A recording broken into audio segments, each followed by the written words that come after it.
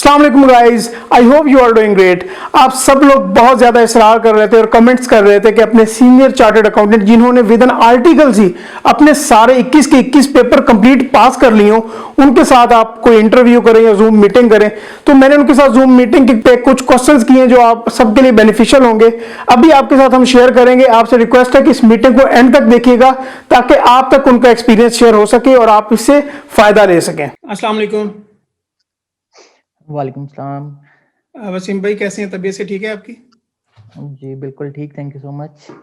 अच्छा वसीम भाई, आज हमारा टॉपिक ये होगा कि काफ़ी बच्चे जब अपना सीए इंटर क्वालिफाई करते हैं और ऑडिट फर्म्स में जाते हैं तो उनको ये बड़ी परेशानी होती है वो अपनी स्टडी को कैसे मैनेज करें। तो काइंडली इसके बारे में हमें गाइड करें। आपका माशाल्लाह बड़ा वास्ट एक्सपीरियंस है। जी बिल्कुल। अच्छा, इसमें बिल्कुल स्टूडेंट्स को इश्यू आता है और वो उसको मैनेज नहीं कर पाते, जिसकी वजह से हम देखते हैं कि सीए फाइनल का रिजल्ट की जो पासिंग परसेंटेज है वो कम है as compare to CAF and AFC.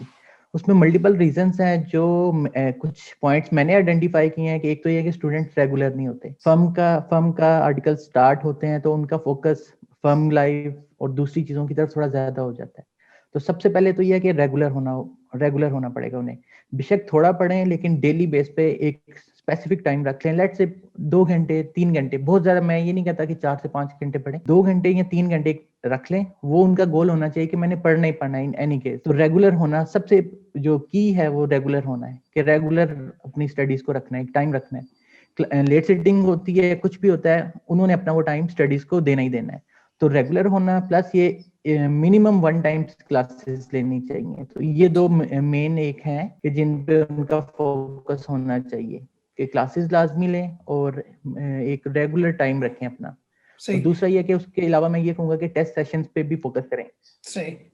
जी और मुझे जरा इसके बारे में गाइड कीजिएगा कि जब एक ऑडिट सीजन आता है, चले ऑफ सीजन में तो हमारे पास टाइम होता है, बच्चों के पास टाइम निकल आता है, बट जब एक ऑडिट सीजन स्टार्ट होता है और काफी बड़ी फर्म, माशाल्लाह आप भी एक उस फर्म के साथ एसोसिएटेड थे कि जिसमें बहुत ज्यादा काम होता है और बर्डन काफी ज्यादा होता है, डेडलाइंस बड़ी स्ट्रिक्ट होती हैं और मैनेजर्स का प्रेशर और काफी क्लाइंट के ऊपर क्लाइंट करना होता है। तो उस चीज को हम ऑडिट सीजन में किस तरह मैनेज करें? लाइक जिस तरह आपने कहा है कि हम एटलीस्ट 2 घंटे हम डेली के पढ़ें, बट ऑडिट सीजन में तो हम देखते हैं कि हमारे सैटरडे संडेज भी तकरीबन ऑन हुए हुए होते हैं। हाँ बिल्कुल। अच्छा, उसमें भी ये है कि उसमें मतलब मैं ये कहूंगा कि उसमें वीकेंड्स पे फोकस करें। ऑब्वियसली सैटरडेज भी ऑन हो रहे होते हैं और समटाइम्स संडे भी ऑन हो रहा होता है। तो उस केस में आप वीकेंड को यूटिलाइज करें। मतलब अगर संडे मिलता है तो वो जो पूरे वीक का एक आपका बैकलॉग बना हुआ है उसको संडे में आके क्लियर करें। संडे वाले दिन 5 से 6 घंटे पढ़ लें। तो इस तरह से वीकेंड्स को मैक्सिमम यूटिलाइज करें ऐसी सिचुएशन में।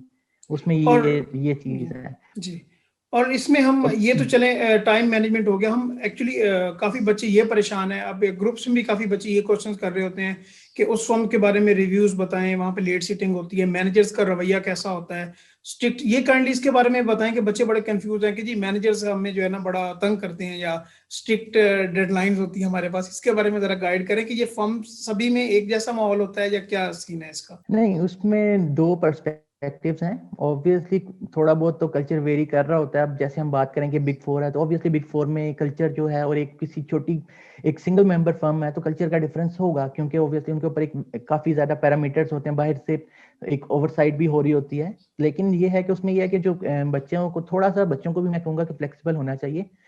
अभी उस टाइम पे बच्चों को लग रहा होता है कि यार शायद बहुत सख्ती हो रही है, लेकिन बिलीव मी, यही जो सख्तियां और यही जो आपके स्ट्रिक्टनेस और ये सारी चीजें, यही आपके आगे कैरियर में बहुत वो करते हैं। हमें भी बहुत बुरा लगता था तब जब क्या कहते हैं लेट सेटिंग्स हो रही होती थी या किसी दिन हुआ कि क्लासेस नहीं लेने दी मैनेजर्स ने।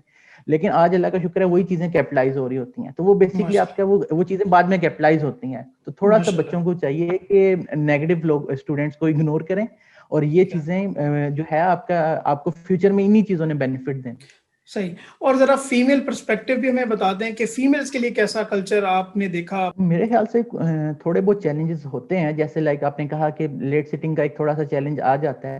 तो थोड़े बहुत चैलेंजेस हैं, लेकिन ऐसा नहीं है कि मतलब हम कहेंगे ये फील्ड बिल्कुल ही लड़कियों के लिए नहीं है। बहुत से सीनियर्स हैं हमारे सामने ही हैं। मतलब मैं बहुत से बड़े बड़े ग्रुप्स की सीएफओस को जानता हूँ। इवन जो हैं direct board of director level पे भी हैं फीमेल हमारे ही इंस्टीट्यूट की मेंबर्स जो कि काम कर रही हैं और काफी सक्सेसफुल हैं। तो बिल्कुल भी ऐसा नहीं है, थोड़े बहुत चैलेंजेस हैं, वो ऑब्वियसली हर प्रोफेशन में होते हैं। अब अगर हम कहें कि MBBS कर रहा है कोई फीमेल, तो वहाँ पे चैलेंजेस नहीं है, या फिर कोई लॉयर है वहाँ पे नहीं है, तो वो चैलेंजेस तो रहेंगे, वो एज अ सोसाइटी ही हमारा एक है, बिल्कुल फीमेल्स के लिए इश्यूज होते हैं, तो वो हम ये नहीं कह सकते कि इसके स्पेसिफिक या फर्म स्पेसिफिक हैं, तो वो चैलेंजेस डेफिनेटली होते हैं लेकिन मैनेजेबल हैं। सही। अच्छा वसीम भाई, एक और बात मैं जानना चाहता हूँ कि बच्चे बड़े कंफ्यूज हैं एक्चुअली। अगर हमारे पास कोई अगर 10 क्वेश्चंस आते हैं ना, तो उसमें से 8 क्वेश्चंस सैलरी के रिलेटेड होते हैं कि भाई फ्रेश क्वालिफाइड बंदे की सैलरी कितनी होती है और एक फाइनलिस्ट की सैलरी कितनी होती है। माशाल्लाह आप तो मार्केट में बैठे हुए हैं, जॉब कर रहे हैं, माशाल्लाह बहुत एक अच्छी डेजिग्नेशन पे हैं। आप हमें गाइड करें, बच्चों को बताएं कि क्या वाकई ही मार्केट में कितनी सैलरी होती है एक्चुअली, आप अपनी जुबानी बताएं। उसमें सबसे पहले तो ये है कि सैलरी ऑब्वियसली एक ऐसी चीज है कि जो कि आपके रिस्क जो है उसका ताल्लुक आपकी ना क्वालिफिकेशन, मतलब ये मेरा पर्सनल पर्सपेक्टिव है, ना आपकी क्वालिफिकेशन से है, ना आपकी कोई टेक्निकल एक्सपर्टीज से है, इट्स टोटली आपकी किस्मत पे है, ठीक है, पहली बात तो ये। लेकिन दूसरी ऑब्वियसली एक आपका क्वेश्चन है, उसके ऊपर एक हम एवरेज की बात करेंगे कि एवरेज क्या चल रही है इस टाइम मार्केट में। तो see enter with articles plus finalist अगर हम कहें तो वो 70 to 75, 60 to 75 ये रेंज है, मतलब मिनिमम ये और पॉजिटिव ये मैक्सिमम अब वो। ये अब स्टार्टिंग में कह रहे हैं कि मतलब स्टार्टिंग इतनी होगी। एग्जैक्टली हाँ, 60 to 70 की रेंज चल रही है इस टाइम मार्केट में। और अगर हम फ्रेश क्वालिफाइड की बात करें तो उसमें ये है कि 100 to 120 की रेंज चल रही होती है, माशाल्लाह। ये एक एवरेज है। ऑब्वियसली एक्सेप्शंस आर देयर, दोनों साइडों की एक्सेप्शन हो सकता है किसी की लक ना चले, वो लो पैकेज पे भी स्टार्ट ले रहा हो, और किसी की लक बहुत अच्छी हो तो वो अच्छे पैकेज पे भी हो। लेकिन अगर हम एवरेज की बात करें तो एवरेज यही चल रही है आजकल मार्केट में।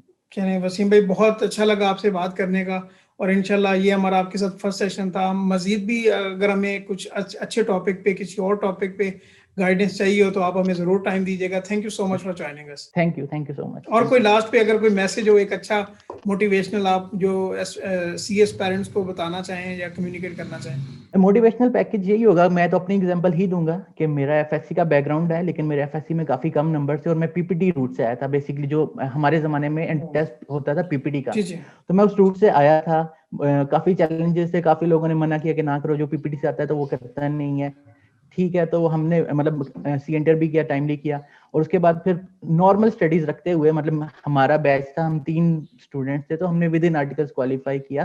तो मैं बस स्टूडेंट्स को यही कहूंगा कि पॉजिटिव रहें, रेगुलर रहें, और नेगेटिव लोगों को अवॉइड करें, और अपने गोल के ऊपर फोकस करें, इंशाल्लाह पास हो जाएंगे। और ऐसा कुछ भी नहीं है कि ICAP जान के फेल करता है या उन्होंने कोई कोटा रखा हो, ऐसा कुछ भी नहीं है। मतलब मैं एक इसकी सबसे बड़ी एग्जांपल हूँ, मेरे इतने कम नंबर थे और मैं बड़ा ही टाइमली निकल गया। तो आप बस पॉजिटिव रहें, सिंपल ये मेरा वसीम भाई मैसेज। बहुत शुक्रिया आपका।